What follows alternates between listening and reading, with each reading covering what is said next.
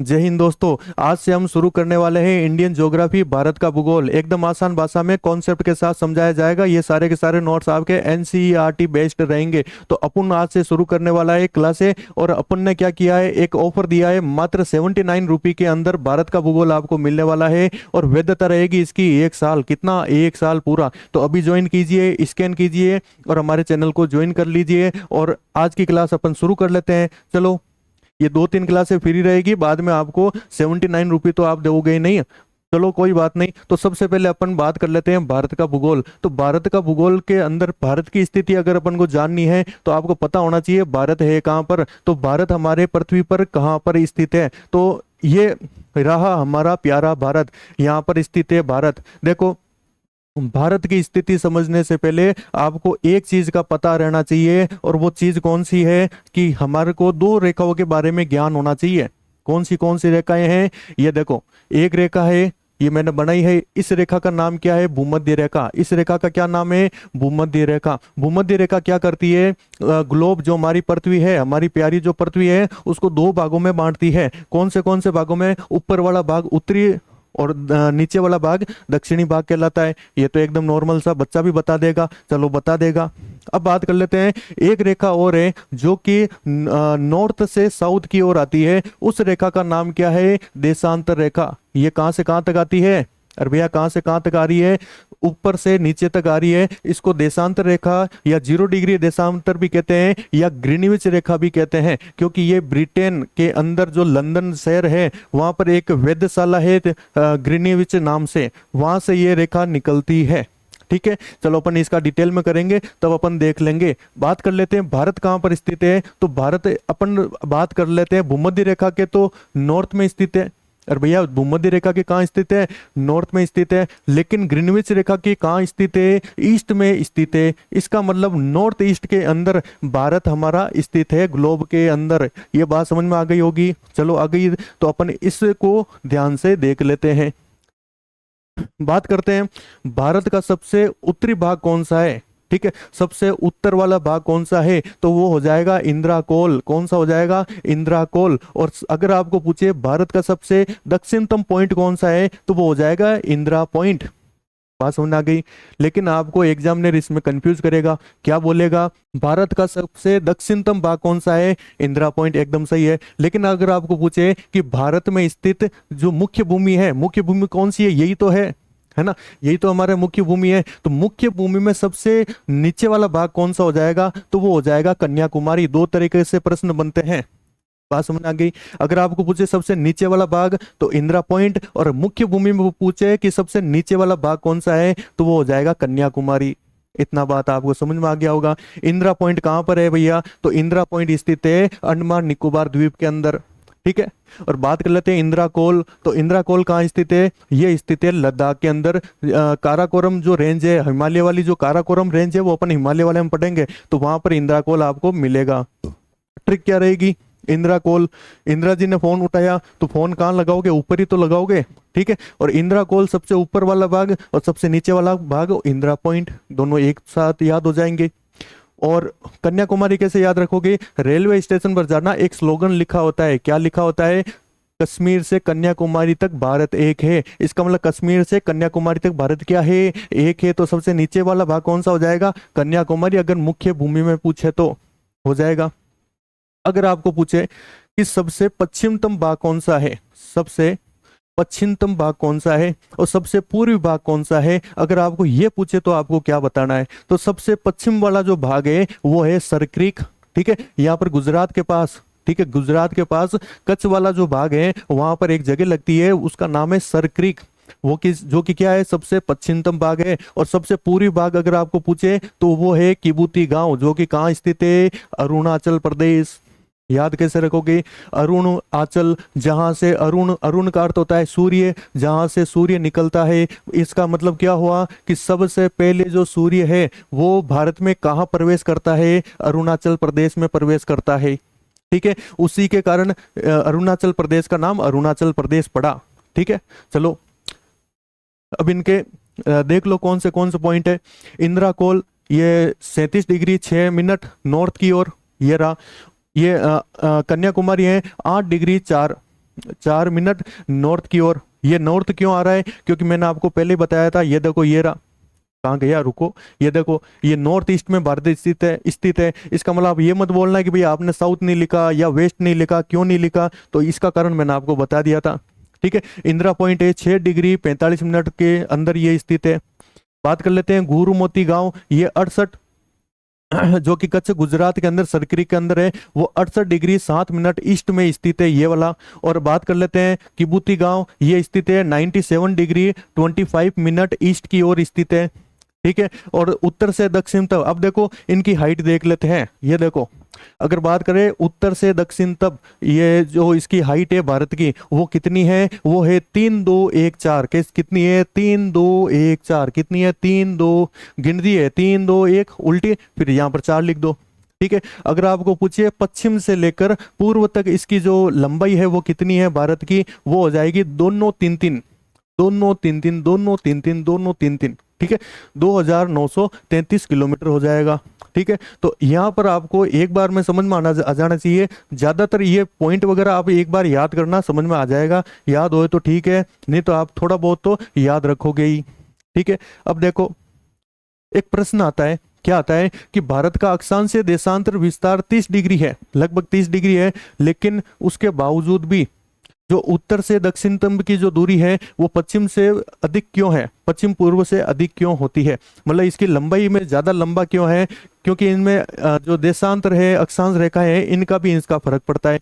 देखो भारत का अक्षांशीय तथा देशांतरीय विस्तार लगभग कितना है, 30 डिग्री है, लगभग दोनों के अगर बात करें तो दोनों 30 डिग्री हैं। परंतु भारत में उत्तर से दक्षिण तक की जो दूरी है वो पूर्व पश्चिम की दूरी से अधिक है, क्योंकि ध्रुवीय क्षेत्रों में बढ़ने पर देशांतर के बीच में दूरी कम हो जाती है। चलो इधर अक्षांश और देशांतर को मैं आपको समझा देता हूँ। देखो देखो ये जो आडी लाइनें हैं, ये जो आडी लाइनें हैं, इन आडी लाइनों को क्या कहा जाता है भैया, और भैया इन आडी लाइनों को क्या कहा जाता है, इन आडी लाइनों को कहा जाता है अक्षांश, अक्षांश आडी लाइन। ठीक है, इंग्लिश में बोलते हैं लेटीट्यूड, लेटीट्यूड से याद रखना लेटिवी लाइन है, इंग्लिश मीडियम वाले आप याद रखना भैया, लेटिवी लाइन है मतलब आपके आडी लाइन है। ठीक है, और अगर बात कर लेते हैं देशांतर रेखाएं, कौन सी रेखाएं भैया, देशांतर रेखाएं। देशांतर रेखाएं का मतलब क्या हो गया, उत्तर से दक्षिण की ओर आने वाली रेखाएं, उत्तर से दक्षिण की ओर आने वाली रेखाएं, वो कौन सी रेखाएं कहलाती है, वो कौन सी रेखाएं कहलाती है, और भैया देशांतर रेखाएं कहलाती है। ठीक है, लॉन्गिट्यूडनल, या लॉन्गिट्यूडनल से याद रखोगे लॉन्ग लॉन्ग रेखाएं, लंबी लंबी रेखाएं। लेकिन होता क्या है कि ये जो, देखो इसमें अपन इसको कॉन्सेप्ट के साथ समझते हैं। देखो क्या होता है कि जो ऊपर से नीचे जो रेखाएं आ रही है ना, उनको बोलते हैं देशांतर रेखाएं। ठीक है, देशांतर रेखाएं क्या होती है कि ये भूमध्य रेखा से जैसे जैसे ऊपर जाएगी ना, ये सारी सारी रेखाएं आपस में मिल जाती है। ये देखो आपको डायग्राम में दिख रहा होगा, ये सारी सारी रेखा ऊपर जाके क्या हो जाती है, मिल जाती है। और जो अक्षांश रेखाएं होती है वो क्या होती है, इक्वल होती है, वो क्या होती है, इक्वल होती है, बराबर इनमें दूरी होगी। इन दो मतलब दो अक्षांशों के बीच में जो दूरी है ना, वो लगभग आपको बराबर मिलेगी, भले भूमध्य रेखा पर हो या फिर इसको ऊपर लेके जाओ, सब जगह इसकी रेखा जो दूरी है वो क्या होगी, बराबर रहती है। ठीक है, और अगर आपको पूछे कि दो अक्षांशों के बीच में कितना किलोमीटर का डिस्टेंस होता है, तो वो होता है 111। कितना होता है भैया, 111 होता है। बात समझ आ गया। देशांतर के बारे में बात कर रहे हैं तो देशांतर उत्तर से दक्षिण की ओर पृथ्वी पर खींची गई काल्पनिक रेखाएं होती है। काल्पनिक मतलब ये आपके काल्पनिक रेखाएं हैं, बनाई हुई नहीं है किसी ने, कोई खेत जोत के नहीं बनाई है, वो काल्पनिक रेखा हमने बनाई है ताकि अपन टाइम का जोन और अपन जो वनस्पति वगैरह है या फिर जलवायु वगैरह है उनका अपन पता लगा सके। ये समझ में आ गया, काल्पनिक रेखाएं होती है। देशांतर और अक्षांश दोनों कौन सी रेखाएं हैं, काल्पनिक रेखाएं होती है। बात कर लेते हैं देशांतर का यूज कहाँ किया जाता है, टाइम जोन के अंदर। ठीक है, कि भैया इस यहाँ पर मान लो भारत में मान लो 5 बजे हैं, तो अफगानिस्तान में टाइम क्या होगा या फिर ब्रिटेन में टाइम क्या होगा, उस टाइम का जोन जो अपन पता करते हैं वो देशांतर रेखाओं के द्वारा ही किया जाता है। और 0 डिग्री जो अपन बात करते हैं, ये देखो ये जो 0 डिग्री वाली है इसको अपन ग्रीनविच रेखा कहते हैं, इसको बोलते हैं प्रमुख देशांतर रेखा, इसको अपन क्या बोलते हैं, प्रमुख देशांतर रेखा, या फिर इसको ग्रीनिच रेखा भी कहते हैं। ठीक है, जिसको अपन 0 डिग्री भी नाम से जाना जाता है। ये जो 0 डिग्री की जो रेखाएं हैं ये कहाँ से निकलती है, ये निकलती है ब्रिटेन से निकलती है। ब्रिटेन में जगह है लंदन, लंदन में एक वेधशाला है जिसका नाम है ग्रीनविच वेधशाला, और वहां से वो रेखा निकाली जाती है, और वो वहां से 0 डिग्री जो निकलती है ना देशांतर रेखा, इसी को नाम दे दिया 0 डिग्री।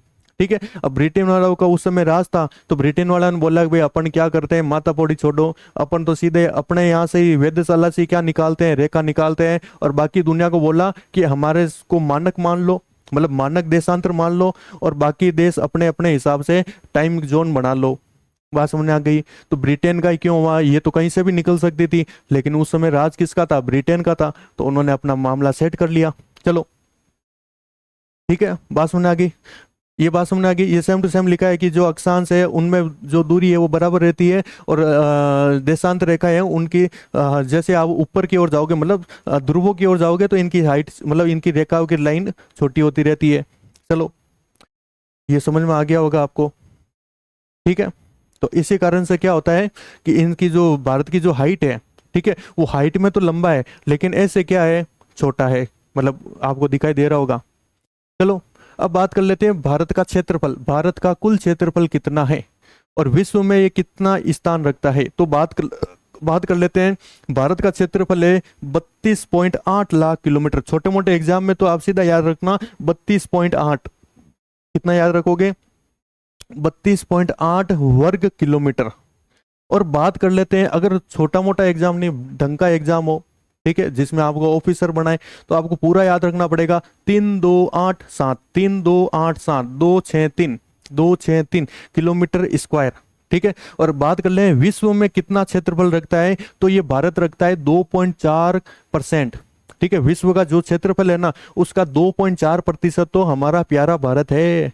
कितना है, 2.4% है। और अगर क्षेत्रफल की दृष्टि से बात करें तो भारत कौन से स्थान पर आता है भैया, 7वें स्थान पर आता है। और याद कैसे रखोगे, क्योंकि भारत कभी भी किसी का साथ नहीं छोड़ता है, कभी किसी का क्या नहीं छोड़ता है, हम किसी का साथ नहीं छोड़ते हैं। याद रखोगे 7वें स्थान पर किसका नाम आता है क्षेत्रफल की दृष्टि में, तो वो आता है हमारे प्यारे भारत का। अब बात कर लेते हैं एक चीज और कि भैया कि क्षेत्रफल की दृष्टि से भारत तो आता है 7वें नंबर पर, तो अपन टॉप 10 में किस किस को लेंगे, तो टॉप 10 में अपन इस ग्लोब में जो मैप के में अंदर जो दे रखा है उसको एक बार देख लीजिए। देखो आप सबको पता है कि सबसे बड़ा देश है रूस। सबसे बड़ा देश कौन सा है, रशिया है, ये तो सबको पता ही है। चलो मुझे को एक बात बताइए, रूस कौन से महाद्वीप के अंदर आता है, महाद्वीप समझ गए ना, ये जो महाद्वीप होते हैं 7 प्रकार के, ठीक है, तो ये एशिया में आता है या यूरोप में आता है। ठीक है। देखो रूस की जो राजधानी है ना, रूस की राजधानी जो मॉस्को है वो कहां पर आती है, वो आती है यूरोप के अंदर। और इस राजधानी के आने के कारण, ठीक है, तो रूस को किस में माना जाता है, यूरोप के अंदर माना जाता है, ना कि एशिया के अंदर। रूस का जो अधिकांश भाग है, लगभग 90% जो भाग है वो आता तो एशिया महाद्वीप में है, लेकिन उसको एशिया महाद्वीप में नहीं गिनते हैं। उसको किस महाद्वीप में गिनते हैं, रूस को यूरोप महाद्वीप में गिनते हैं। क्यों गिनते हैं, क्योंकि इसकी जो राजधानी है, रूस की जो राजधानी मॉस्को है, वो कहाँ पर है भैया, यूरोप के अंदर है। ठीक है, एक कॉन्सेप्ट आपके क्लियर हुआ ना कि भाई आपको, तो आपने क्या सोचा था कि भैया ये रूस तो एशिया में आता होगा। चलो देखो 1 नंबर पर आता है रूस। ठीक है, रूस के सामने बैठा बैठा है, एकदम सामने कौन बैठा है, कनाडा। रूस के एकदम सामने कौन बैठा है, कनाडा। तो 1 नंबर पर रूस, 2 नंबर पर कनाडा। तीसरे नंबर पर देखो ये एकदम कनाडा के सामने कौन बैठा है, चीन। कनाडा के सामने इधर कौन बैठा है, चीन बैठा है। और चीन के सामने कौन बैठा है, संयुक्त राज्य अमेरिका, मतलब अमेरिका बैठा है। तो 4 तो आपको एक साथ याद हो गए होंगे, आमने सामने। अब आमने सामने की तो लड़ाई हो गई, तो अब बात करो अमेरिका के जस्ट नीचे कौन बैठा है, ब्राजील। 5वें नंबर पर कौन हो जाएगा, ब्राजील। 5 पर कौन हो जाएगा, ब्राजील। ब्राजील के सामने कौन बैठा है, ऑस्ट्रेलिया। देखो ब्राजील, ब्राजील ने इधर तीर मारा तो सामने कौन बैठा है, ऑस्ट्रेलिया। मतलब 6 नंबर पर कौन हो जाएगा, ऑस्ट्रेलिया। 7वें नंबर पर पता है हमारा प्यारा भारत, जो कि कभी किसी का क्या नहीं छोड़ता है, साथ नहीं छोड़ता है। मतलब 7वें नंबर पर कौन हो जाएगा, भारत हो जाएगा। बात करते हैं 8वां नंबर। अब 8वां नंबर आपको ट्रिक से मैं बताता हूं। जब आपका एग्जाम हो और अगर आपको 1 घंटे के अंदर अंदर आपको फोटो चाहिए, आपको क्या चाहिए, फोटो चाहिए। वो फोटो चिपकाने के लिए जरूरत पड़ती है आजकल एग्जाम के अंदर। तो आप क्या करोगे, अर्जेंट में क्या करोगे, फोटो निकालोगे। फोटोग्राफर क्या बोलेगा, मैं केवल 8 फोटो दूंगा। कितने फोटो दूंगा, 8 फोटो दूंगा। तो 8वें नंबर पर क्या आ गया, अर्जेंटीना। क्योंकि अर्जेंट में आप क्या कर रहे हो, फोटो ले रहे हो, और अर्जेंट में फोटो कितनी मिलती है, 8 मिलती है। याद हो जाएगा 8। चलो 9 नंबर पर कौन है, कजाकिस्तान। 9 नंबर देखो होता क्या है, अभी नौरता आने वाले हैं, तो नौरता में क्या होता है कि मंदिर खचाखच भर जाता है। तो खचाखच भरने के कारण अपन एक जगह का नाम इसी से पढ़ा है, खचाकिस्तान। ठीक है, और खचाकिस्तान से क्या बना है, कजाकिस्तान। तो 9 नंबर पर कौन आ गया, कजाकिस्तान। याद हो जाएगा। और 10 रुपए का अपन को लेना है जलजीरा। 10 रुपए का क्या करना है, अब जलजीरा घोल दो। 10 रुपए का जलजीरा, जलजीरा से अल्जीरिया। ठीक है, चलो याद हो गए होंगे। नहीं याद हुए हैं तो एक बार वापस देखना वीडियो को, समझ में आ जाएगा कि पहले नंबर पर कौन सा, दूसरे पर कौन सा। ठीक है, चलो अब बात कर लेते हैं जनसंख्या के बारे में। तो हमारी जो लास्ट जो जनगणना हुई ना, वो हुई थी 2011 के अंदर। और 2011 के अंदर कितनी जनगणना है, जनसंख्या कितनी है, 121 करोड़। ठीक है, और 2011 के हिसाब से अपन बात कर रहे हैं तो विश्व की जनसंख्या का कितना प्रतिशत, 17.5% तो अपन भारत वाले लेकर बैठे हैं। और भारत जनसंख्या के स्तर हिसाब से कितने नंबर पर आता है भैया, कितने नंबर पर आता है, दूसरे नंबर पर आता है। कौन से नंबर पर आते हैं भैया, दूसरे नंबर पर आता है। ये डाटा कब का है भैया, ये है आपके 2011 का। उसके बाद ये जनगणना हुई नहीं। और अब की बार जब जनगणना होगी तो माना जाता है कि ये 2 से कौन से स्थान पर आ जाएगा, 1 नंबर पर आ जाएगा। अब जो जनगणना होगी ना, उसमें ये भारत पहले स्थान पर आने वाला था। पहले पहले स्थान पर कौन था, चाइना था। चाइना दूसरे पर आ जाएगा अगर अभी जनगणना हुई तो। देखो अब अपन बात कर लेते हैं अक्षांश विस्तार, मतलब इम्पैक्ट ऑफ लेटीट्यूड, मतलब लेटी जो लाइनें हैं उसका क्या प्रभाव पड़ता है, अक्षांश का क्या प्रभाव पड़ता है। तो अक्षांश का डायरेक्ट प्रभाव पड़ता है जलवायु के ऊपर। तो सबसे पहले अपन जान लेते हैं अक्षांश रेखा कौन सी होती है। तो पृथ्वी के ऊपर जो आडी लाइनें होती है, कौन सी लाइनें भैया, आडी लाइनें जो भी होती है वो सारी सारी क्या कहलाती है, अक्षांश कहलाती है। प्रमुख अक्षांश के बारे में बात करें तो मुख्य रूप से 3 अक्षांश आपको प्रमुख रूप से देखने को मिलेगा जहां से प्रश्न पूछा जाता है। 23.5 डिग्री नॉर्थ को अपन बोलते हैं कर्क रेखा, ये भी अक्षांश है। 0 डिग्री को बोलते हैं भूमध्य रेखा। और 23.5 डिग्री साउथ को अपन क्या बोलते हैं, मकर रेखा बोलते हैं। कौन सी रेखा बोलते हैं, मकर रेखा बोलते हैं। चलो अब एक चीज मैं आपको बताऊं, इंपॉर्टेंट एक चीज है, क्या है कि भैया यहां से यहां तक, मतलब ऊपर वाला जो भाग है ना, यहाँ पर सबसे ज्यादा ठंडक पड़ती है। सबसे ज्यादा क्या पड़ती है भैया, ठंडी पड़ती है, बहुत ज्यादा ठंडी पड़ती है। ठीक है, बात कर लेते हैं 66.5 से लेकर 23 डिग्री के बीच में। ठीक है, एक जोन होता है। फिर 23.5 डिग्री से लेकर 23.5 डिग्री साउथ तक, यहाँ तक कर्क रेखा मकर रेखा के बीच में एक जोन और होता है। फिर 23.5 डिग्री मतलब मकर रेखा से लेकर कहाँ तक, 66.5 डिग्री तक एक जोन और होगा। और 66.5 से लेकर जो 90 डिग्री है यहाँ पर, ठीक है, यहाँ तक एक जोन और होगा। मतलब टोटल कितने जोन हो गए, 5 जोन आपको देखने को मिलेगा। ये बात समझ में आ गया। अपन बात करते हैं, देखो ऊपर वाले भाग में सबसे ज्यादा क्या पड़ती है, ठंडक पड़ती है। और ठंडक पड़ने के कारण इस भाग को अपन क्या बोलते हैं, शीत कटिबंध। क्या बोलते हैं भैया, शीत कटिबंध बोलते हैं, क्योंकि सबसे ज्यादा क्या लगती है, ठंडी लगती है। चलो चलो मुझे एक बात बताओ, चलो मैं बता देता हूँ पहले से ही आपको। क्या होता है, हमारा जो सूर्य है, हमारे कौन से देव, सूर्य देव है। वो सूर्य देव क्या करते हैं, वो कर्क रेखा भूमध्य रेखा मकर रेखा, इन 3 के बीच में क्या करते हैं, चक्कर निकालते रहते हैं। अब जब इन 3 के बीच में सूर्य जो है वो सबसे ज्यादा आपको देखने को मिलेगा, तो यहाँ पर सबसे ज्यादा गर्मी पड़ेगी। यहाँ पर क्या पड़ेगी भैया, गर्मी पड़ेगी। और सबसे ज्यादा गर्मी पड़ने के कारण ये वाला भाग कौन सा हो जाएगा, ये कौन सा भाग हो जाएगा, उष्ण कटिबंध। कौन सा हो जाएगा, उष्ण कटिबंध हो जाएगा। इतना बात समझ में आया। चलो अब मेरे को एक बात बताओ, यहाँ पर सबसे ऊपर वाला जो भाग था ना, यहाँ पर ठंडक पड़ी, तो यहाँ सबसे नीचे वाला भाग है, यहाँ पर भी तो ठंडक पड़ेगी। ठीक है ना, तो ये वाला भाग भी कौन सा हो जाएगा, ये वाला भाग कौन सा हो जाएगा, शीत कटिबंध। शीत कटिबंध हो जाएगा। इतना बात समझ में आया, इतना बात आ गया ना। अब बीच वाला हमने खाली क्यों छोड़ा है, क्योंकि इसमें आपको थोड़ा सा बताना है। चलो बता देता हूं।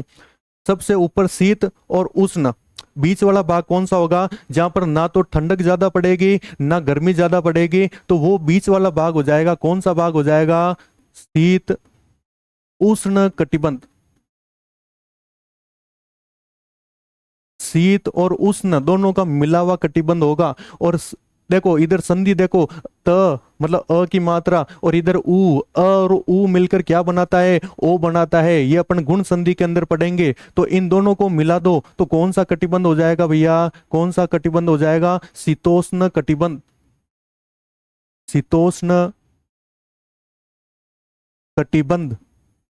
और इधर देखो, इधर कौन सा, शीत और उष्ण इन दोनों के बीच वाला ये वाला जो क्षेत्र है वो कौन सा हो जाएगा भैया, शीतोष्ण कटिबंध। शीतोष्ण कटिबंध।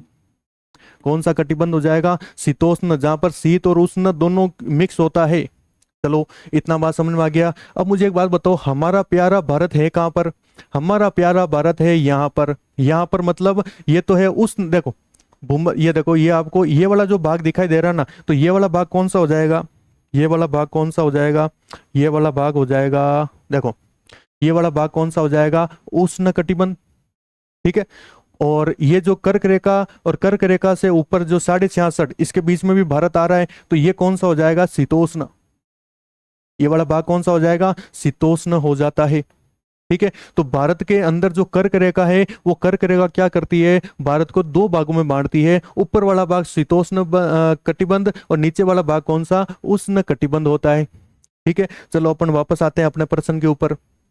इम्पैक्ट ऑफ लेटीट्यूड, जो लेटीट्यूड जो लाइनें हैं, मतलब लेटी हुई जो लाइनें हैं, उसका क्या इम्पैक्ट पड़ता है। तो क्या होता है, जो कर्क रेखा है वो भारत को दो भागों में बांटती है। ऊपर वाला भाग शीतोष्ण कटिबंध और नीचे वाला भाग कौन सा, उष्ण कटिबंध। ये देखो मैंने आपको इधर बता दिया था, ये पूरा पूरा मैंने आपको इधर समझा दिया था।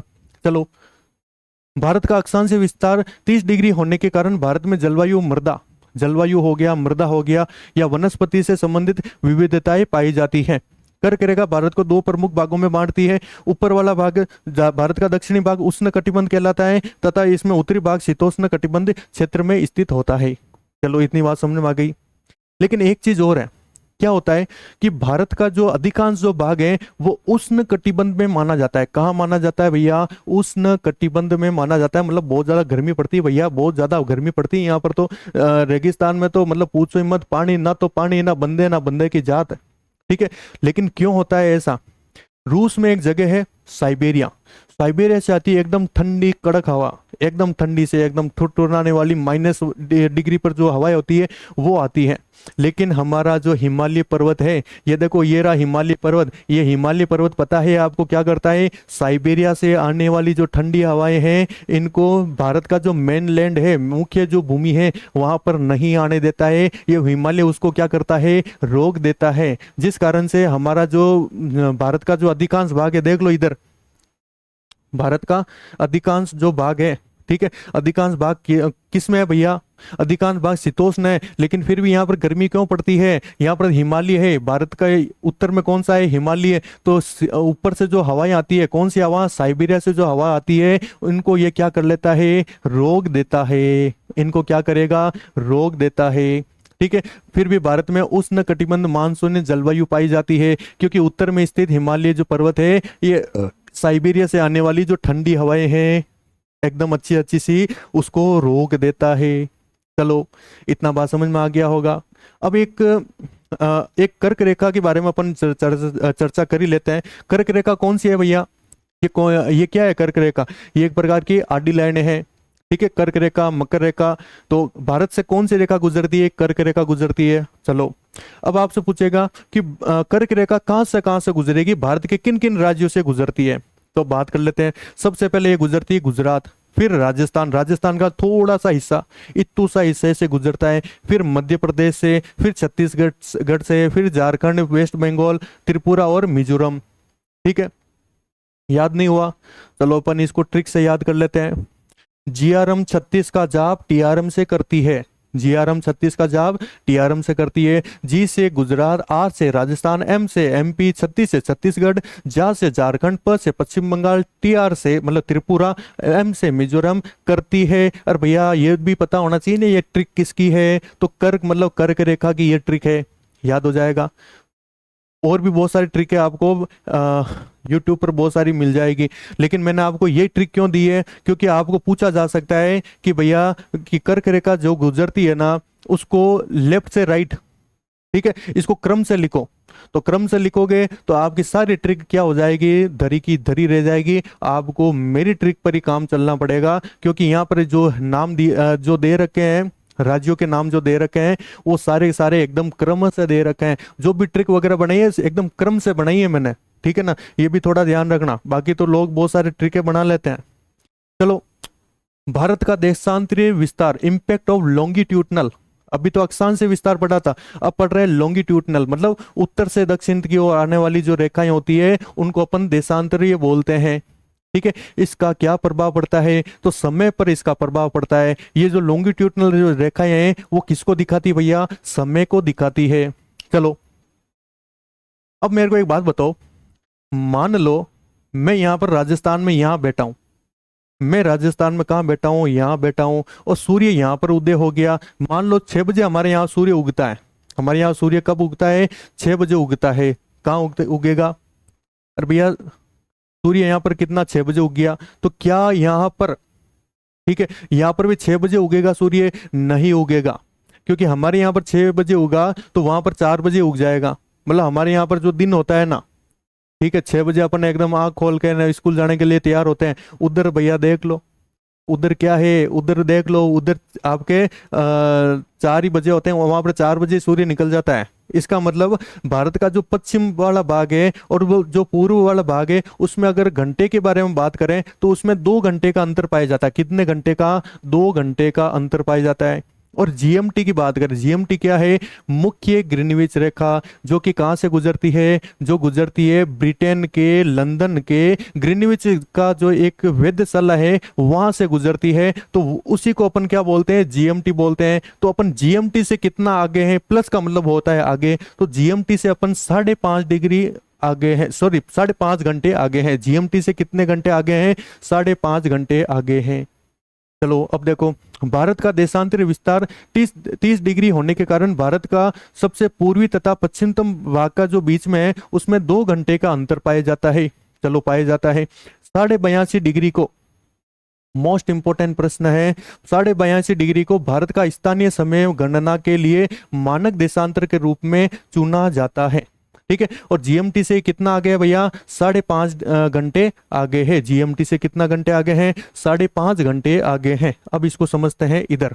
देखो, अब बात कर लेते हैं कि भाई ये कर्क रेखा अपन ने बात कर ली थी, कौन से राज्य से गुजरती है। अगर आपको पूछे कि जो ऊपर से नीचे की ओर जो रेखाएं आ रही है, मतलब जो आपके देशांतर जो रेखाएं आती है भारत के अंदर, वो कहां से गुजरेगी, तो इसी जो देशांतर रेखा है उसको अपन 82.5 डिग्री रेखा भी बोलते हैं। ठीक है, तो इसकी एक ट्रिक है, उम्र 36 में उड़े आपके 82.5 बाल। मतलब 36 की उम्र थी और आपके कितने बाल उड़ गए भैया, 82.5। ठीक है, इस ट्रिक को एज इट इज याद रखना, क्योंकि वो पूछ सकता है कि उम्र, ये जो ग्रीनविच रेखा जो मानक रेखा है, ठीक है, अपने देशांतर रेखा जो मानक रेखा है 82.5 वाली, इसका जो क्रम है वो उत्तर से दक्षिण की ओर जमाओ। उस समय आप क्या करोगे, उस समय आपको ये ट्रिक याद रखनी है, उम्र 36 में उड़े आपके 82.5 बाल। ऊ से हो जाएगा यूपी, म से हो जाएगा एमपी, 36 से हो जाएगा छत्तीसगढ़, उड़े से हो जाएगा उड़ीसा, आपका हो जाएगा आंध्र प्रदेश। ठीक है, 82.5 कैसे मतलब समझ गए भैया, 82.5 पता भी होना चाहिए ना ये किसकी ट्रिक है। तो ये आपके उत्तर से दक्षिण की ओर मैंने ट्रिक लगाई है, एकदम उत्तर से दक्षिण की ओर। ठीक है, ये इधर नाम दे रखे हैं, इधर भी दे रखे हैं। हिंदी मीडियम वाले, इंग्लिश मीडियम वाले अपने दोनों हिसाब से लिख लेना। चलो बात कर लेते हैं भारत की स्थलीय सीमा। एक छोटा टॉपिक आता है, भारत की स्थलीय सीमा कहां तक है। तो भारत की स्थलीय सीमा की जो लंबाई है वो कितनी है, 15,200 किलोमीटर। कितना है भैया, 15,200 किलोमीटर। और अगर बात कर ले एग्जैक्ट एकदम फिगर आउट करके, तो वो है 15,106.7 किलोमीटर। आप इस सीधा याद रखना 15,200 कितना है भैया, 15,200 है। और अगर आपको ये पूछे कि भारत सबसे ज्यादा जो सीमा लगाता है वो किस देश से लगाता है, सबसे कम सीमा किस देश से लगाता है, या फिर आपको पूछा जा सकता है कि भारत सीमा जो लगाता है तो सबसे कम, सबसे ज्यादा, या फिर आपको 4 नाम दे दिए कि भाई भारत से ये देश सीमा लगाते हैं, सबसे ज्यादा कौन लगाता है, सबसे कम कौन लगाता है, इसको आरोही क्रम में अवरोही क्रम में लिखो। तो आपको ये ट्रिक याद होनी चाहिए, कौन सी है, बीसी पान एमबीए वाला, थोड़ी फनी ट्रिक है, बीसी पान एमबीए वाला। ठीक है, ये आपके सबसे ज्यादा लगाता है और फिर जो कम लगाता है फिर इससे कम, फिर इससे कम, मतलब आपके सारे सारे ट्रिक है ना वो क्रम से बनाई गई है, ऐसे अंड संड नहीं बनाई गई है। ठीक है, क्योंकि एग्जाम में आजकल प्रश्न पूछने का तरीका थोड़ा अलग हो गया है। ठीक है, बीसी पान एमबीए वाला, बी से बांग्लादेश जो कि सबसे ज्यादा लगाता है, सी से हो जाएगा चीन, पी से हो जाएगा पाकिस्तान, एन से हो जाएगा नेपाल, एम से म्यांमार, बी से हो जाएगा भूटान और ए से हो जाएगा अफगानिस्तान। ठीक है, अफगानिस्तान से कैसे लगाता है, क्योंकि अफगानिस्तान से भी सीमा लगती है, कितना लगती है भैया, 106 किलोमीटर। ये थोड़ा कहाँ छिप गया भैया, ऊपर आइए, कितना लगता है भैया, 106 किलोमीटर लगाता है अफगानिस्तान का, याद रखना। और एक याद रखना किसका, बांग्लादेश का, जो सबसे ज्यादा लगाता है। सबसे ज्यादा कौन लगाता है, सबसे कम कौन लगाता है, ज्यादातर प्रश्न आपको वहीं पूछा जाएगा। तो सबसे ज्यादा बांग्लादेश लगाता है 4096.7 किलोमीटर, और सबसे कम कौन लगाता है, अफगानिस्तान। ये हमारा जो क्षेत्र है वो भी कहाँ पर है भैया, ये पीओ के वाला जो क्षेत्र है वो पाकिस्तान ने इनलीगल तरीके से ले रखा है। आज नहीं तो कल बकरे की अम्मा कब तक खैर मनाएगी, है ना, आज नहीं तो कल अपन को लेना है। बात समझ आ गई, चलो ट्रिक याद हो जाएगी। अब देखो, अब प्रमुख अंतर्राष्ट्रीय सीमा कौन सी है। ठीक है, अब अंतर्राष्ट्रीय सीमा कौन सी हम लगाते हैं, भारत से कौन सी लगती है। तो सबसे पहले अपन बात कर लेते हैं, भारत और पाकिस्तान के बीच में जो सीमा रेखा है उसको बोलते हैं रेड क्लिफ रेखा। उसको अपन क्या बोलते हैं भैया, रेड क्लिफ रेखा बोलते हैं। ये किसने दी थी भैया, ये दी थी सर रेड क्लिफ ने दी थी। ये एक प्रकार का कौन सा था भैया, अंग्रेज था। कब दिया था भैया, 1947 के अंदर जब देश का विभाजन हुआ था तब इस रेखा को बनाया गया था। किस रेखा को बनाया गया भैया, रेड क्लिफ रेखा को बनाया गया। भारत और पाकिस्तान के बीच में एक लाल रेखा खींच दी गई थी। हालांकि ये जो नाम है ये उस व्यक्ति का नाम है, अंग्रेज अधिकारी का नाम है रेड क्लिफ, लेकिन अपन तरीके से याद रखते हैं। तरीका क्या है कि भाई भारत और पाकिस्तान के बीच में एक लाल सीमा खींच दी गई थी, तो लाल सीमा से हो जाएगा red Cliff. Red Cliff, red मतलब लाल। भारत और चीन के बीच में, ठीक है, मैकमोहन जो सीमा रेखा है उसको अपन क्या बोलते हैं भैया, मैकमोहन बोलते हैं। उसको अपन क्या बोलते हैं, मैकमोहन बोलते हैं। और ये कब दी गई थी भैया, अंग्रेज के समय दी गई थी 1914 के अंदर। 1914 में सर मैकमोहन के द्वारा, ठीक है, उस समय अंग्रेजों का अधिकार था भारत के ऊपर। तो 1914 में कौन सी रेखा बनी भैया, मैकमोहन बनी। और आपको एक चीज बताऊं, चाइना इस रेखा को आज भी नहीं मानता है। मैकमोहन जो रेखा है वो भारत तो मानता है लेकिन चीन नहीं मानता है। अगर नहीं मानता है तो अपन को मनाना आता है ना। पहले वाली सरकारें नहीं रही है अब बात कर लेते हैं भारत और अफगानिस्तान के बीच में। तो भारत और अफगानिस्तान के बीच में जो सीमा रेखा है उसको बोलते हैं डूरंड लाइन। और ये डूरंड लाइन कब दी गई थी भैया, ये दी गई थी 1893 के अंदर। 1893 की 93 है या फिर 83, 93 है, ठीक है, 93 के अंदर दी गई थी। और ये कब दी गई थी भैया, ये अंग्रेज जो ब्रिटिश भारत था, ठीक है, ये दोनों जो लाइनें हैं वो ब्रिटिश भारत के समय दी गई थी डूरंड के द्वारा। डूरंड लाइन इसको बोला जाता है। ये भारत और अफगानिस्तान के बीच में, और वर्तमान में जो डूरंड लाइन है वो पाकिस्तान और अफगानिस्तान, ये जो लाइन है ना, ये देखो, ये रही, ये डूरंड लाइन, ये रही, इधर है अफगानिस्तान। तो पाकिस्तान और अफगानिस्तान के बीच में ये सीमा रेखा बनाती है। लेकिन मैंने आपको क्या बताया था कि अफगानिस्तान की एक सीमा और लगाता है 106 किलोमीटर का भारत। ठीक है, तो भारत और अफगानिस्तान के बीच में जो लाइन है उसको अपन क्या बोलते हैं, डूरंड लाइन बोलते हैं। अब आप पूछोगे कि भैया आपने और भी जो देश लगाते हैं सीमा, उनका तो नाम आपने लिया ही नहीं। तो मुख्य रूप से आपके तीन ही प्रकार की क्या है, सीमाएं हैं। मुख्य रूप से कितनी है, तीन ही है। तीन का ही पूछेगा, बाकी का नाम नहीं दिया गया। बाकी जो रेखाएं हैं उनका नाम नहीं दिया गया है, तो अपन को याद ही नहीं करना है। अपन को केवल ये तीन ही याद करना है। कहाँ गया भैया, ये केवल तीन याद करो, फ्री हो जाओ। चलो अब बात करते हैं जलीय सीमा। स्थलीय सीमा हो गई 15,200 किलोमीटर। कोस्टल बॉर्डर मतलब जलीय सीमा कितनी है, कितना क्या लगाता है। तो भारत की जलीय सीमा है 7,516 किलोमीटर। कितना है, 7,516.6 किलोमीटर इसका जलीय सीमा लगता है। अब जलीय सीमा को दो भागों में बांटा गया है। एक तो है मुख्य भूमि, मेनलैंड, ये देखो ये रहा। एक तो मुख्य भूमि है ये देखो ये रहा। ठीक है। और भारत के पास कुछ टापू भी तो है भैया, कुछ द्वीप भी तो है, वो भी तो सीमा लगाते हैं, वो भी तो जलीय सीमा होगी ना। तो सबसे मुख्य भाग जो मुख्य भाग है, ठीक है, मेन लैंड की अपन बात कर लेते हैं, ये कौन सा हो जाएगा, मुख्य भूमि। ये कौन सी भूमि हो जाएगी, मुख्य भूमि। और मुख्य भूमि कितना लगाती है, 6100 किलोमीटर। ठीक है, ऊपर ऊपर पूछे तो 6100 किलोमीटर बोल दोगे, और एग्जैक्ट पूछे मतलब ढंग का एग्जाम होता है बड़े बड़े, उसमें अगर पूछे तो 5422 किलोमीटर। छोटे मोटे एग्जाम में सीधा याद रखना 6100 किलोमीटर लगाता है। और अगर बात कर लेते हैं द्वीप, अरे भाई भारत के पास द्वीप भी तो है, कौन से द्वीप है, अंडमान निकोबार है, और एक कौन सा हो जाएगा आपके लक्षद्वीप। तो ये द्वीप कितना लगाते हैं, 2094 किलोमीटर। मोटे मोटे तौर पर याद रखना लगभग 2000 किलोमीटर की सीमा लगती है, याद हो जाएगा। अरे भैया समझ में आ गया ना। चलो अब इसको थोड़ा और देखते हैं। सबसे ज्यादा सीमा कौन लगाता है, सबसे कम कौन लगाता है, ये रही यहाँ पर आपको नाम दे रखा है। अब आप बोलोगे कि भैया इतने नाम तो मेरे को याद ही नहीं होंगे, याद करने भी नहीं है। कैसे याद नहीं करने हैं, देखो अगर आपको पूछे कि सबसे ज्यादा सीमा कौन लगाता है, तो सबसे ज्यादा कौन लगाता है, अंडमान निकोबार अलग पड़ा हुआ द्वीप है। ठीक है, भारत की जो मुख्य भूमि है वहां से अलग पड़ा है। ये आपका क्या कौन सा हो जाएगा, ये कौन क्या है भैया, ये द्वीप है। ये क्या है भैया, ये द्वीप है। और बात कर लेते हैं दूसरे नंबर पर आपको, चलो सबसे ज्यादा कौन लगाएगा, अंडमान निकोबार। अगर आपको पूछे सबसे कम कौन लगाएगा, सबसे कम कौन लगाएगा, तो सबसे कम कौन लगाएगा, दमन व दीप। ठीक है, दमन व दीव जो कि किस में आता है, द्वीप के अंदर आता है। लेकिन आपको इसके साथ साथ एक चीज और याद रखनी है, सबसे ज्यादा का समझ में आ गया, सबसे कम का समझ में आ गया। चलो अगर आपको पूछे कि मुख्य भूमि के अंदर भारत की सबसे ज्यादा जो सीमा लगती है वो कौन लगाता है, वो लगाता है गुजरात।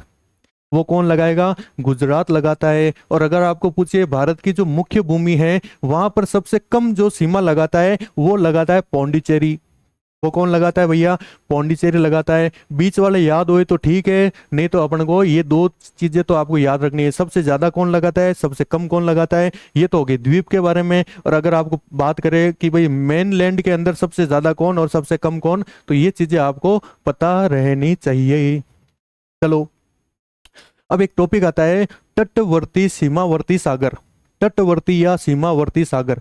देखो क्या हुआ था, यूएन क्लोज हुआ था। यूएन क्लोज का मतलब क्या हुआ कि समुद्र पर किसका क्या अधिकार रहेगा। तो यूएन यूनाइटेड नेशन ने एक नियम बनाया है, उसी को अपन बोलते हैं UN convention of law of sea. ठीक है, कि भाई समुद्र के ऊपर जो नियम बनाया गया उसी को अपन यूएन क्लोज बोलते हैं, यूएन क्लोज। इतना बात समझ में आ गया। चलो देखो ये है बेस लाइन। बेस लाइन को अपन क्या बोलते हैं भैया, ये रही बेस लाइन। बेस लाइन को अपन क्या बोलते हैं, इसको बोलते हैं आधार रेखा। इसको क्या बोलते हैं भैया, आधार रेखा। ठीक है, देखो भारत की जो भूमि है ना वो उबड़ खाबड़ है, कहीं से निकला हुआ, कहीं से अलग निकला हुआ है, कहीं कोई अलग निकला हुआ है। तो अपन ने क्या किया है, एक बेस लाइन खींची, मतलब एक आधार लाइन खींच ली। मतलब ऐसी ऐसी जो भाग है ना, ऐसा मतलब उबड़ खाबड़ सा भाग है, तो अपन ने एक लाइन खींच ली। पहले तो बेस लाइन बना ली कि भैया अपन जो अपनी गणना तो करनी पड़ेगी, गिनने को तो सही ना, अपन दूरी तो नापेंगे ना। तो दूरी नापने के लिए अपन क्या करेंगे, एक बेस लाइन बना ली, और इसी से अपन क्या कर रहे हैं, सारी सारी दूरियां नाप रहे हैं। ठीक है, चलो सारी सारी दूरियां नाप लो। तो यहां से देखो बेस लाइन से लेकर 12 नॉटिकल माइल, चलो इधर मैं बता देता हूं। बेस लाइन से, ये रहा हमारा बेस लाइन।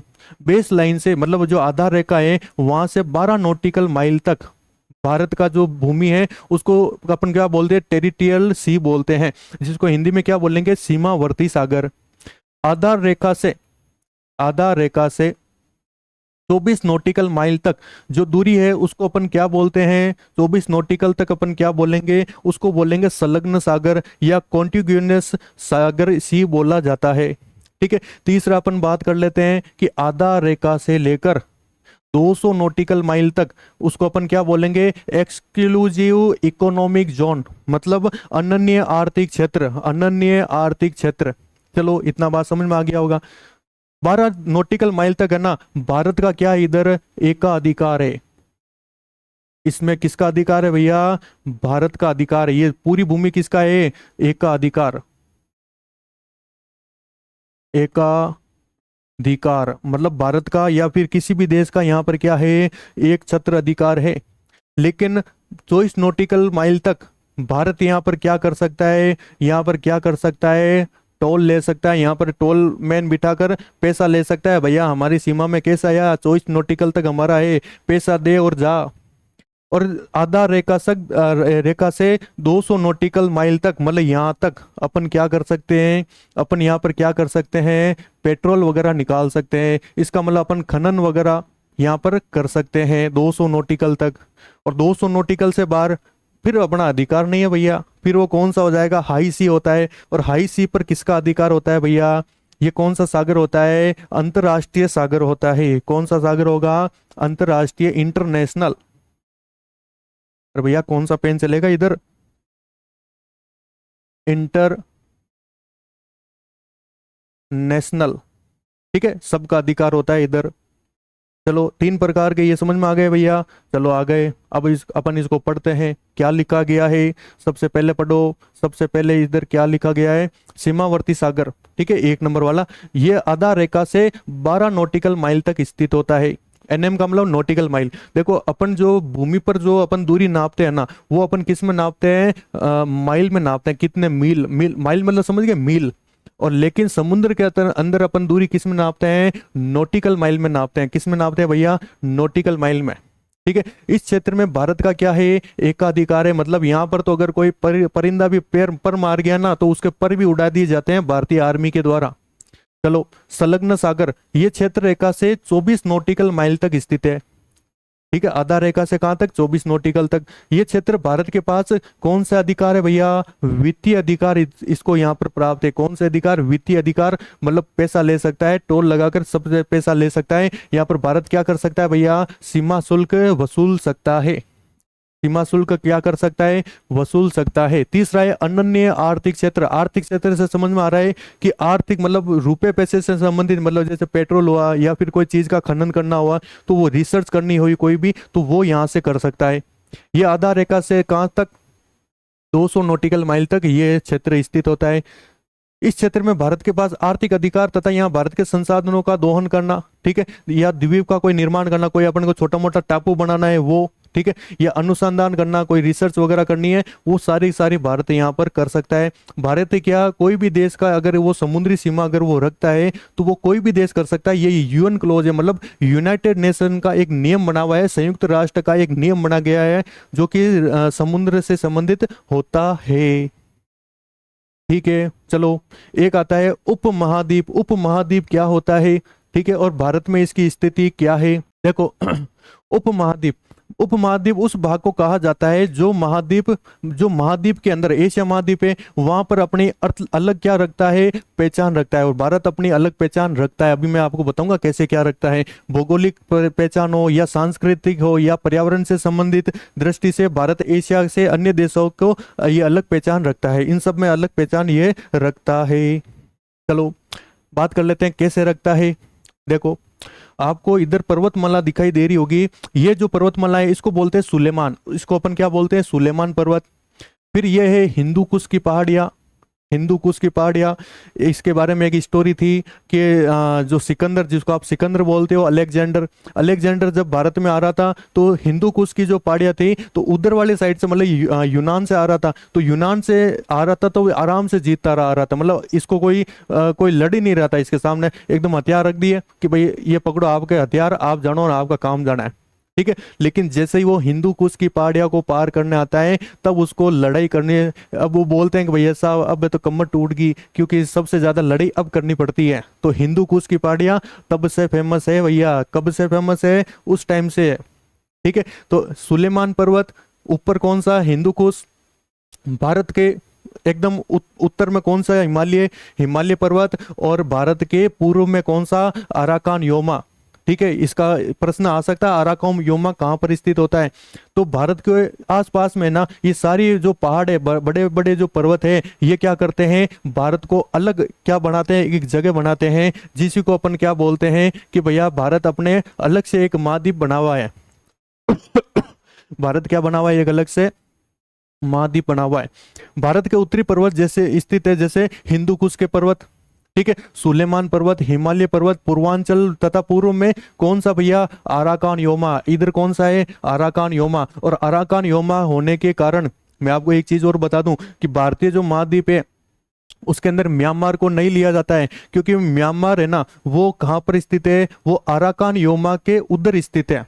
ठीक है, अराकान योमा जो पर्वतमाला है वो क्या करती है, भारत को और म्यांमार को अलग करती है, भारत महाद्वीप को और म्यांमार को क्या करती है, अलग करती है। इसलिए प्रश्न पूछ सकता है, क्या म्यांमार आपके भारतीय उपमहाद्वीप के अंदर आएगा, नहीं आएगा। बात समझ आ गई। भारत के दक्षिणतम जो भाग है वहां पर महासागरीय क्षेत्र होता है, यहाँ पर महासागर है। यहाँ पर कौन सा महासागर है भैया, हिमालय महासागर, ये सॉरी कौन सा हिंद महासागर है।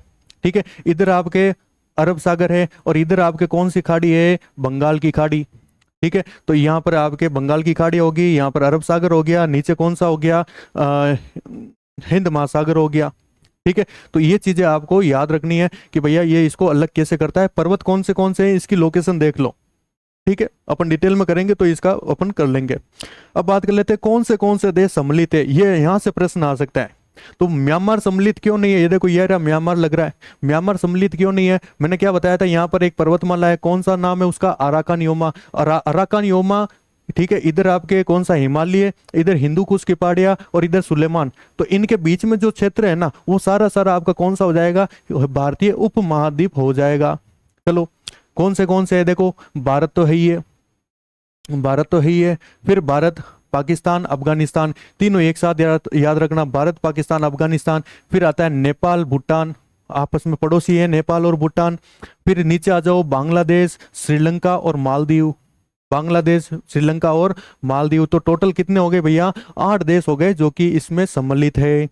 तो दोस्तों आज की क्लास यहीं पे समाप्त होती है, थोड़ी क्लास लंबी हो गई होगी। और ये आप एक काम करना, ये हमारी क्लास देखने के बाद आप क्या करोगे, गूगल पर जाना और वहां पर लिखना ये भारत का परिचय और MCQ लगाना। ठीक है, अगर आपका एक भी MCQ गलत हो जाए ना तो मुझको आकर बता देना, कोर्स को आपको जो भी है ये सारे आपको रिफंड कर दिए जाएंगे। ठीक है, कोर्स से हटाकर मत लेना बली। तो मिलते हैं ऐसी क्लास के साथ अगली क्लास में, तब तक के लिए जय हिंद, जय भारत।